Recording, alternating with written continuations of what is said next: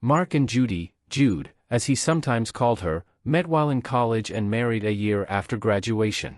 Mark went to work for a large insurance company and Judy became a high school history teacher. While Mark was happy that his corporate job paid about 25% more than Judy earned as a teacher, he was more than a little envious of her having a couple of months off over the summer. They had been married about 4 years when Mark, once again, brought up the subject of children. It was a bit of a sore spot for Judy as she had grown tired of her mother and mother-in-law quizzing her about starting a family, and now Mark was bugging her about it, again. "Babe, I'm only 27. I have plenty of time for having kids. Why do we have to rush into parenthood? I love having some free time for myself. Don't you enjoy being able to do things with our free time over the summer?" "Yes, of course, but I also want to be young enough to keep up with our kids as they grow up. Besides, if we time it right, we'll still be young enough to enjoy ourselves when we're empty nesters." "Well, I'm just not ready. I want to have fun for a couple of more years before I become a slave to my children. Please, baby, just this year and next, then I'll go off the pill." Mark reluctantly agreed but, only half-jokingly, made Judy pinky swear that she would stick to that promise. Now he'd have to have a word with his mother about not bugging Judy. While he felt his mother may agree to let up on the pressure, his mother-in-law was a lost cause. Hopefully, he and Judy together could get her to back off for a year or so. Over the next school year, Judy befriended several new teachers who had recently been hired. They were young, attractive, and all single. Judy had gone to several impromptu gatherings held at various bars that new girls liked to frequent. She usually begged off around 9:30 and was home well before 10:30 p.m. Mark wasn't wild about her hanging out with the young hotties, especially after Judy divulged the fact that the ladies often scored when they went out.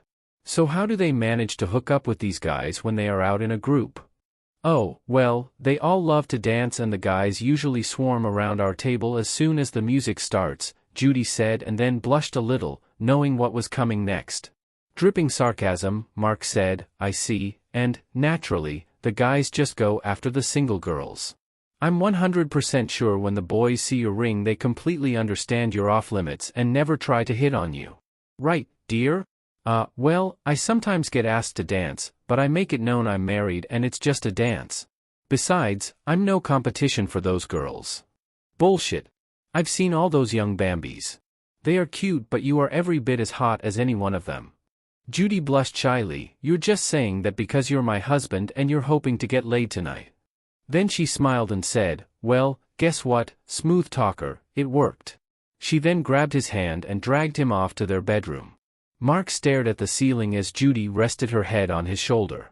He loved moments like this. His wife in his arms softly purring. He kissed her head and his mind slipped back to their previous conversation. "Jude, I know guys hit on you when you're out and I trust you to fend them off, but do you ever find yourself wishing you didn't have to, fend them off?" Judy was quiet for a few seconds. She wanted to be honest with Mark. "Truthfully? Maybe one time. It was an older guy, who happened to stop in after dinner with a client. He said he was a pharmaceutical rep and was just taking over a new territory. He'd had dinner with the office manager of a medical practice in the area and decided to stop in for a drink. He talked to me for a while and we danced a few times. He was handsome and charming. I think he was about ready to ask me to leave with him when my watch vibrated at 9:30. I told him I had to get home to my husband and stood up. He grabbed my hand and asked me to stay. I looked into his eyes and I admit, for maybe 2 nanoseconds, I briefly considered it but quickly shook him off and walked out. I don't know what it was about that guy, but he's the only one that ever tempted me in any way. Let me guess, Alice's birthday 6 weeks ago, you guys went to the Hilton. Oh my God. How could you possibly know that? I didn't, until just now. I remember how horny you were that night. You were soaked when I went down on you and exploded in just a few moments. Then you climbed up on me," Mark scowled. "Shit, to think, I was so proud of myself for getting you off 3 times and now I find out it wasn't me that got you all excited. You were imagining it was him and that's what put you over the top." No. It was you I was hot for. Sure, maybe he got me revved up a bit, but it was you I wanted when I came home and it was you that got me off." Now it was Mark's turn to be quiet for a few moments. "I hope that's true. I want to believe it's true. Jude, I love you, but if you ever said yes to some guy, it would be the end of us. I know, baby, I know. I would never do anything behind your back. We talked about that, no cheating, ever. One and done. We both agreed. Judy clung to her husband and kissed his face until he turned to her and kissed her lips. In time, Mark forgot about what his wife had revealed. She was always careful to tell him about all that happened while she was out with the Bambis. He trusted her, and from what he could tell, she never broke his trust.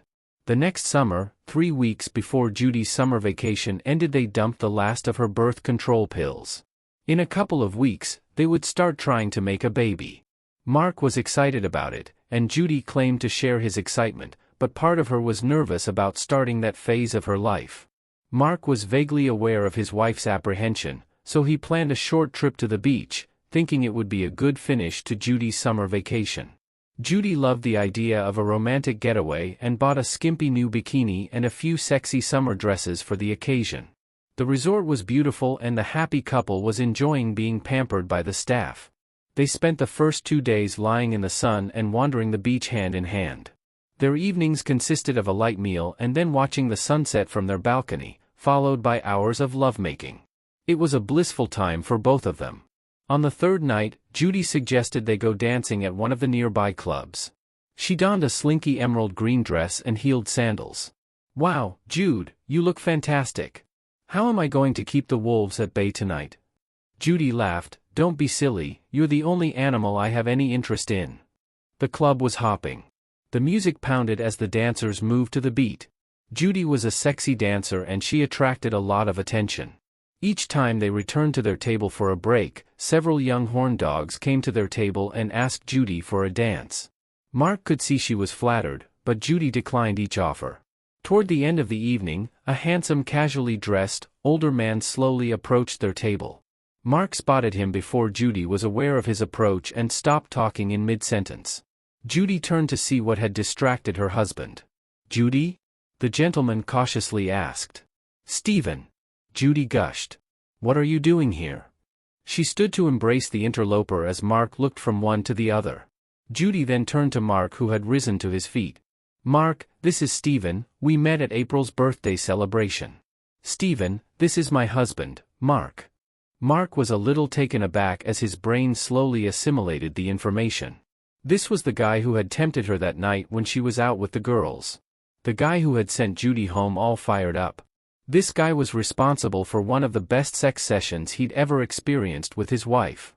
The man extended his hand. Hello, Mark, it's a pleasure to meet you. Yeah, thanks, nice to meet you, too, Mark stammered as he shook the shorter man's hand. Judy beamed at Stephen. My gosh, what a small world. How do you happen to be here? My company was entertaining some clients here earlier this week and I thought I'd take a couple of days for myself. It's so beautiful here, I just wasn't ready to go back to work. And you guys? What brought you to this little piece of heaven? Our last hurrah before the new school year starts, Judy said, still smiling brightly. The handsome salesman turned to Mark. I don't want to intrude on your evening, but would you permit me a dance with your beautiful wife? A voice in Mark's head screamed, "No." But before he could respond, Judy blurted, "Oh, he won't mind." She then turned to her stunned husband, put a hand on his forearm, and asked, "Do you, honey?" After a small pause, Mark said, No, of course not." He then sat back down as Judy walked off while holding onto the man's arm. Mark only sat for a few seconds and then decided he needed another drink, so he got up and went to the bar. The bar was busy and as he waited, he turned to watch his wife dancing with the other man. They moved well together and Mark's concern began to grow. He finally got his drink and returned to the table just as a third song began. Judy and Stephen made no move to leave the dance floor. Mark sipped his drink as his unease began to build. The third song ended and Mark watched as Stephen pointed to him. Judy turned and must have realized she had been away too long. She said something to her dance partner and then quickly walked back to the table. "Oh my, he is a wonderful dancer. Thank you for indulging us," she said breezily as she gulped her drink. Mark didn't speak, he just stared at his wife as she looked around the room, trying to avoid his stare. Finally, she focused on him. "Are you okay?" "No, I'm not." He asked for one dance, and if he hadn't reminded you I was sitting here, you would still be out there, continuing to ignore me. I'm sorry, honey. I saw you head to the bar, so we just kept dancing. I didn't mean to ignore you. Mark was still pissed but said yes when Judy asked him to dance with her.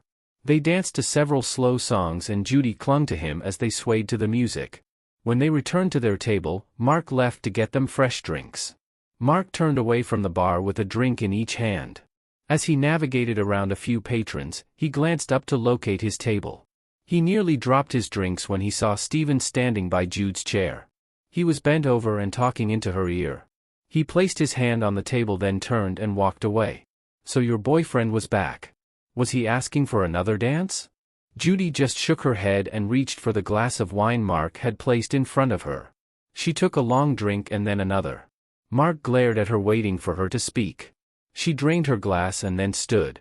Mark gulped his drink and stood. Are we leaving? Yes, I think we should head back to our room. When they got to the room, Judy flung herself into his arms. She kissed him deeply as she gripped his curly hair. When they broke the kiss, she slid down to her knees and reached for his belt. She tugged his pants down. Mark moaned. His hands came up to lightly cup her head. Oh damn, that feels good, Mark moaned. Judy began to bob up and down, faster and faster. Shit, babe, you're going to make me come. He tried to pull her off to put her on the bed. Judy made it harder and mumbled ha as she bobbed her head. Mark surrendered to her efforts and exploded into her greedy mouth. Mark fell back onto the bed, panting, as Judy climbed up beside him. Damn, babe, it's been a while since you do it like that. Judy kissed his cheek. I love you, baby. She rose from the bed and went into the bathroom. Mark followed her in a few moments later. Naked, he stood over the toilet as Judy finished brushing her teeth and exited the bathroom. He washed his face and hands and when he came out Judy was standing in front of a mirror applying fresh lipstick. As he watched her, Judy fluffed her hair and dabbed on some additional perfume. She was still completely dressed. Babe? What are you doing? Judy picked up her purse and stuck it under her arm. She took a deep breath and said, Mark, I told Steven I would join him for a nightcap. I will only be gone for a little while. You what? Honey, I really want to do this. It's just a nightcap, I shouldn't be too long. Are you out of your mind? You are not going to that asshole's room. Mark, please, he's leaving in the morning and I'll never see him again. I need to see him and say goodbye. Just give me this one last thing before we start our family and I become a mom forever. Are you crazy? I'm not about to let you go with some other guy. You're my wife. She stepped to him and placed a hand on his chest. Yes, baby, I'm your wife and always will be. That's why I need to do this now before I become the mother of your children. Mark pushed her away. No way. You leave here and we're done. Judy blinked back a tear. I thought you'd understand. It's just a nightcap, just a goodbye, you have to let me do this and then I'll be back forever. No, you don't have to do this, you want to do this. So don't give me this shit about what you need to do. Mark grabbed his pants and pulled them on as Judy backed away toward the door. She half expected him to charge her, but he turned and grabbed a suitcase and slammed it down onto the bed. Judy was frozen, she'd never seen her husband so angry. Mark grabbed his things and stuffed them into his bag. He went into the bathroom and quickly returned with his toiletries. Judy had one hand on the door handle. Wah, what are you doing? Why are you packing? I'm getting as far away from you as I can get. You don't honestly think I would wait around here for you to come back? I'll get my own room and will be gone tomorrow, I don't give a damn what you do. Mark, please. You're making way too much of this. Everything will be fine tomorrow, please baby, don't do anything crazy. He turned toward the door. Get out of my way. Judy stepped back. Mark stormed past her and out the door. She called after him but he continued down the hall and turned the corner. He went to the front desk and requested another room. I'm sorry sir but we're completely booked, the clerk said as she took in his disheveled appearance. Let me make a few calls. At nearly midnight there was not much foot traffic in the lobby. Mark paced around as the clerk kept shooting him concerned glances. Finally, she hung up the phone and handed him a slip of paper. The Nova is about a block down the road. They have a single available, but just for tonight, it's booked for tomorrow. I'll take it. Mark snatched the paper from her hand, which startled the young clerk. He stopped, took a few deep breaths, then smiled at her. "I'm sorry, you have been very helpful, please forgive my rudeness." She smiled as he calmly turned and walked out. Judy dabbed the tears from her eyes as she walked down the hall. She checked the room number on the napkin that Stephen had placed on her table. She found the door and knocked. Stephen was wearing a hotel robe when he opened the door and let her in. Judy stepped to him and sobbed as he wrapped his arms around her. "Hey, hey, hey. What's going on? Did he hurt you?" "No, he got very angry when I told him I was meeting you for a nightcap. He said some terrible things and then grabbed his clothes and stormed out." "Oh, honey, I'm sorry he reacted that way," Stephen cooed as he patted her back. "Here, let me get you a glass of champagne and we can talk about it," he said as he guided her to sit on the bed. Mark dragged his suitcase to the front counter of the Nova Hotel and gave the guy his name. Evidently, the other clerk had given him all of Mark's information because he just asked him for his credit card and 20 seconds later handed him his room key. Mark found the room and flopped down on the bed. His mind reeled. Just 24 hours ago his life had been perfect. Now, it had all gone to shit. Suddenly, he was exhausted and his eyes grew heavy as sleep took him. The sound of doors slamming and the sun streaming through the open shades woke him at about 8 o'clock. For a few seconds he was disoriented because he didn't recognize his surroundings. Slowly the horrible events of the previous night came back to him. At about that same time, Judy sleepily stretched a hand across the bed to caress her husband. The bed was cold and empty on that side. Her eyes cracked open, and she looked around, hoping Mark had returned to their room, but she was alone. She turned her face to her pillow and sobbed. She pulled herself together and found her phone. She called, but Mark did not answer. When his voicemail prompt came on, she said, "Mark honey, I fell asleep waiting for you to come back. I'm alone in our room and I'm scared. Please, baby, I'm sorry for everything, please come back, I need you." Mark felt a bit better as he stepped out of the shower. He dressed and picked up his phone. He listened to Judy's voicemail. Her message confused him, but he was undeterred. He called the airline and got his flight changed to one leaving that afternoon. He ignored the several calls he got from his soon-to-be ex-wife. He called his brother and asked him to pick him up at the airport. Judy spent most of her day calling home and calling Mark's cell but never got an answer. She called her parents and told them she and Mark had argued and he left in a huff. They tried calling their son-in-law but got no answer. Desperate, Judy called Mark's parents. Her mother-in-law, Martha, answered. "Marty, we had a big fight. It was all a big misunderstanding.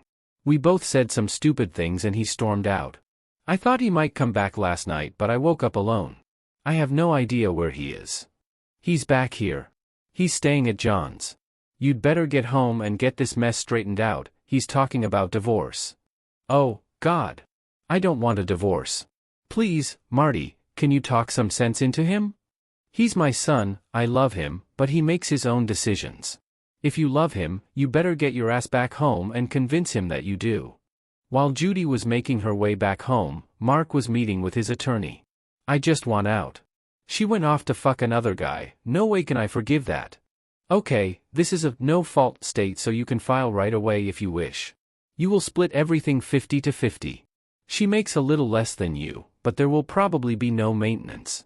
They will likely let her stay in the house until it's sold and then you each get half of the proceeds." "How long will it take?" "If she signs right away, 4 to 5 months. If she fights it and asks for counseling, it will be more like 8 to 9 months. "Okay, serve her as soon as possible." Judy tried to see Mark, but he avoided her. She called, texted, emailed, and even sent him a written note, but he did not respond. She finally asked her attorney to request counseling and the judge approved it. She was eager to speak with him at their first session. Mark was livid that he'd have to face that selfish woman at 8 mandated counseling sessions. He was fit to be tied when he showed up for the first session. "Mr. and Mrs. Collins. The judge has ordered these counseling sessions and you both must appear and cooperate or you'll be held in contempt of court. Do you understand?" Dr. Ruby Scott looked from one to the other as they each nodded. "Okay, Mr. Collins, you filed the suit so why do you want a divorce?" "She had sexual relations with another man. She broke her vows to me, I cannot live with that." "No, I didn't. I've never had sex with anyone but you since we started dating. Bullshit. You with Steven at the resort. You told me you going with him and you expected me to be okay with it. No, I said I wanted to have a nightcap with him. Just a drink to say goodbye. I never said I wanted to do it. Mark gaped at Judy. You're lying, you spent the night with him. No, I didn't, I fell asleep in our bed, waiting for you to come back after you stormed out. Bullshit, you put on fresh makeup and told me you were leaving to go to his room. Yes, but I was just going to say goodbye. I went, had a drink, said my goodbyes, and then returned to our room. I tried to call you and even texted you, but you didn't answer. I slept in our bed alone waiting for you to come back. Well, Mr. Collins, it appears you may have had some misconceptions when you filed for divorce. Now that you know the truth, how do you wish to proceed? I don't believe her. She's lying. She told me she wanted to go see the guy and she made it clear she wanted it. Clear to whom, Mr. Collins? Certainly not clear to me. Is it possible you misunderstood what she was saying? Is it possible you jumped to an incorrect conclusion? Mark held his head in his hands, his mind racing.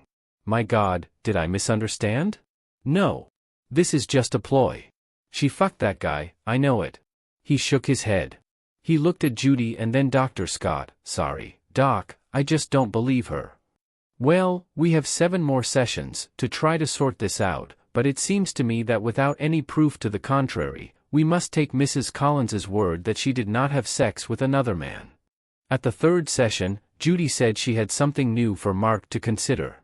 Dr. Scott smiled at her and asked her to share that information with Mark. Mark, honey, you're going to be a daddy. What? Yes, baby, isn't wonderful.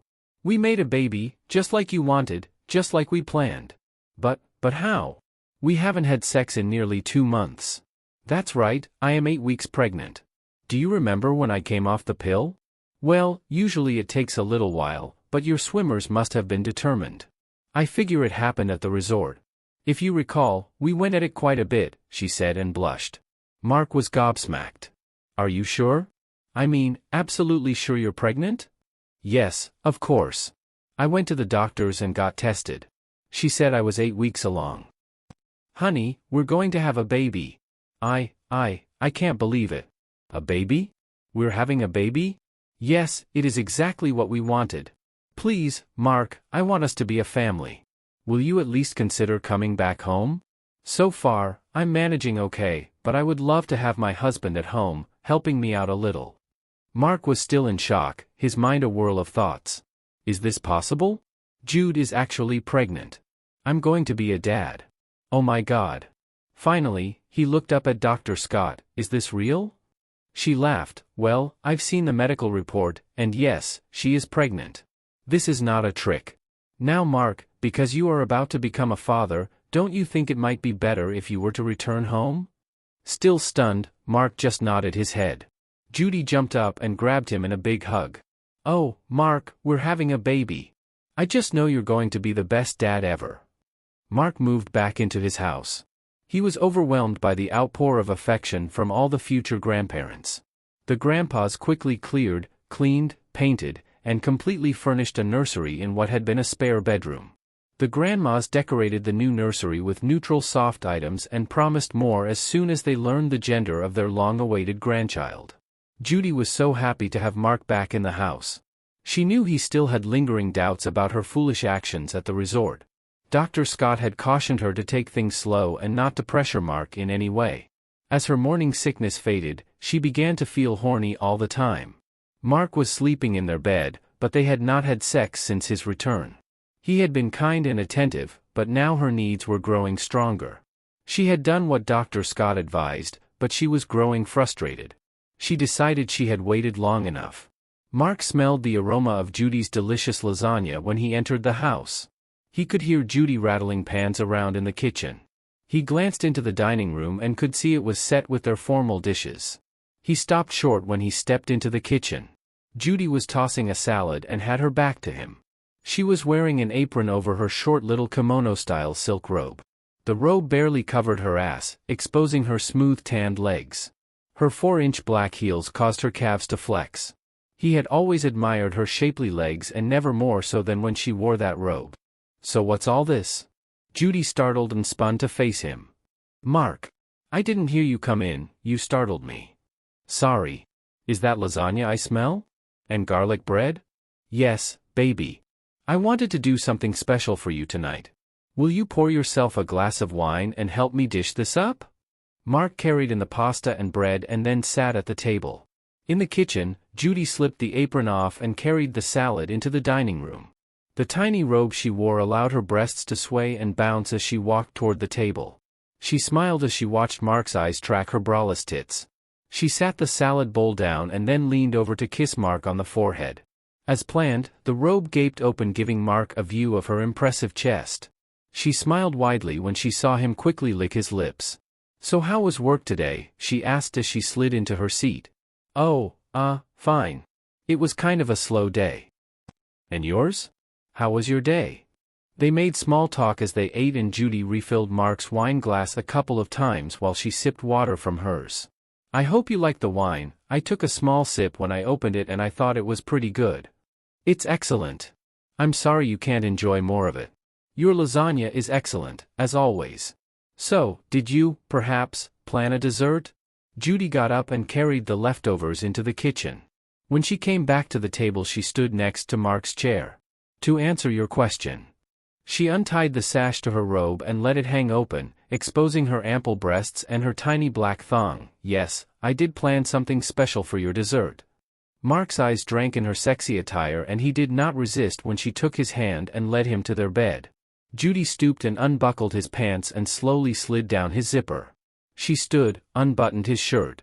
Mark kissed her as he kicked off his shoes and shed his clothes. Mark, I need you so badly. Judy cooed into his ear. Please baby, let me take care of you. She pushed him back onto the bed. She then shrugged the tiny robe off her shoulders. Mark's eyes danced as he watched the silk garment slide down her slender arms. She smiled at her husband. Shoes off, or on? On, Mark sighed as Judy climbed onto the bed and into his open arms. She kissed him hard and relished Mark's strong embrace. Judy's fingers entwined in his curly hair. Mark kissed his way down across the small bulge of her pregnant belly. Oh God, yes. Just like that, baby, don't stop. Judy's head thrashed back and forth as she scrunched up her face and her entire body tensed. Eewa! She yelled. Oh God, Mark, Mark, Mark, she gushed as a second wave took her. Finally, he collapsed on top of her and then slid to her side, before rolling onto his back and gasping for breath. Damn, I needed that. I'm sorry, I've been so. Judy pressed a finger to his lips. It's okay, I understand. We've been through a lot. I made a mess of our lives, I'm sorry. But we're back now, we're together, we're going to be a family. I love you so much. Everything will be okay. Mark held her in his arms as they drifted off to sleep.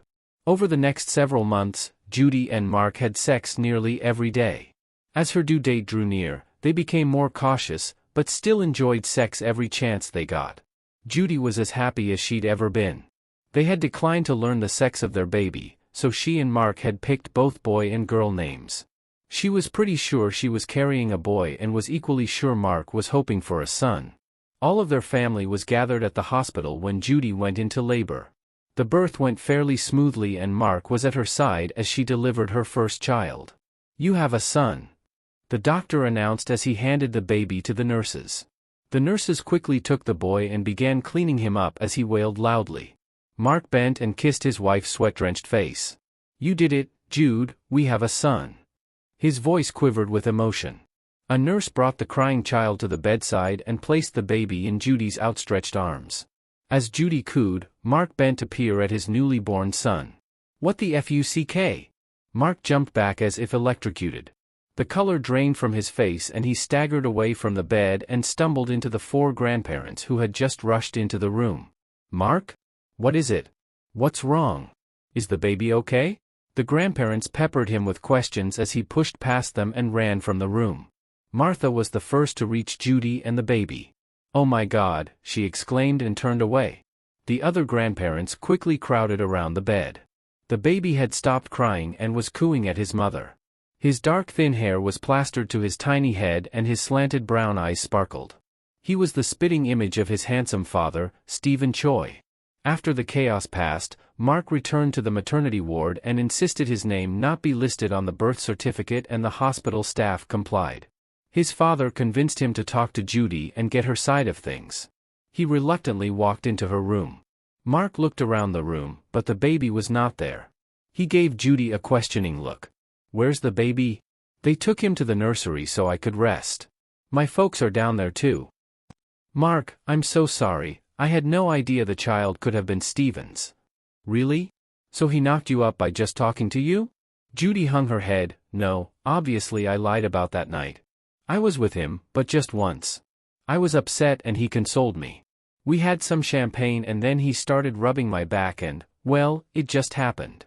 "Of course it did, you knew full well it would happen if you went there. You wanted to fuck him and you did." Judy shook her head. "No, no, no. After you stormed out, I decided I would just go and tell him goodbye, but I was so upset. He recognized how upset I was and he took advantage of me.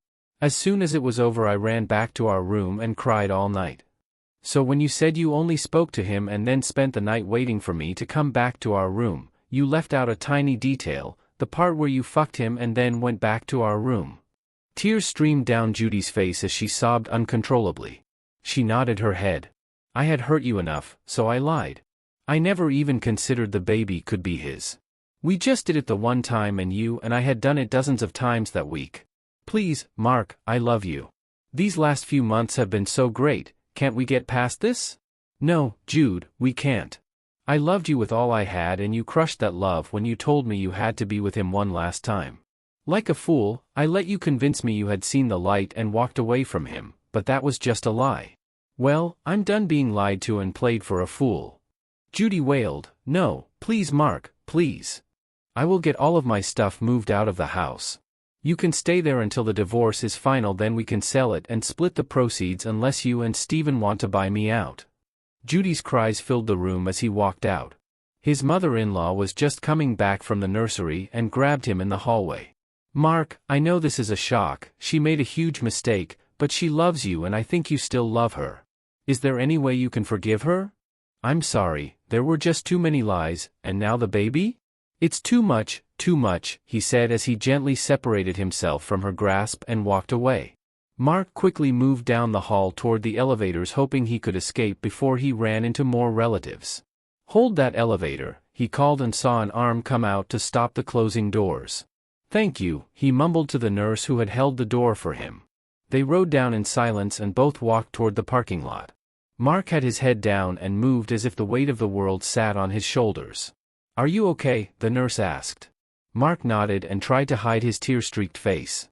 Hey, hold on," the nurse said and grabbed his arm. Mark looked up into her concerned face. Her pale blue eyes searched his face and she directed him to a nearby park bench. She saw his wedding band when she grabbed his hands. "Is it your wife? Is she ill?" It took a few deep breaths for Mark to be able to find his voice. "She just delivered a baby." It's not mine," Mark said and suddenly felt deeply ashamed. He's Oriental, like her boyfriend. The pretty blonde's face morphed from concern to pity. "Oh, I see. I'm sorry." They sat and she held his hands without either of them speaking for several minutes. "So what are you going to do?" "Divorce. She lied to me about everything. I was such a fool." They talked a while longer as Mark slowly calmed down and then she stood. "Listen, I have to go, but here, take my card. It has my cell number on the back, call me if you need to talk. And, Mark, it will get better, you just need some time to process it all." It took him nearly 3 months, but he called the nurse on her cell. When April answered, she sounded a little out of breath and he feared he had interrupted something. "No, your timing is just right. I was just carrying the last box of my stuff into my new place. So, how are you doing?" "I'm good. The divorce is settled and signed and I'll be single in 60 days. It's taken a while for me to get my act together, but I wanted to call and thank you for helping me that day." "Oh, well, I'm just glad I could help. It was good timing that you yelled to me before those elevator doors closed. Otherwise, we may have never spoken." "Yeah. Speaking of timing, I was hoping I could take you to dinner, to say thank you, if you have time." She laughed. Usually I never have time for much of a social life, but I'm on vacation this week. How about tomorrow? Hey, my timing is really improving. Just give me your address and I'll be there tomorrow evening. Mark's timing was very good. April had split from her boyfriend, but the two were still friends and had remained roommates for 2 months to finish their lease. Mark's call had been just the change April was looking for, and they had a nice dinner. That dinner led to many more, and they moved in together 18 months later. Mark purchased a ring and he planned to propose as soon as the timing was right. 9 months earlier. Judy's timing was not so great. Her parents had hired someone to help her track down Stephen. Now, address in hand, she pushed her stroller up the walk to his front door, just as it opened and Stephen stepped out. "Stephen, darling. I have been searching for you. Look. You have a son." Stephen stood frozen in place as a small Oriental woman stepped onto the porch behind him. "Stephen? Who is this woman and why is she here?" she demanded. Stephen's mouth worked open and shut, but no words came out. Judy turned to the woman. "And who might you be?" "I'm his wife. We've been married for 12 years.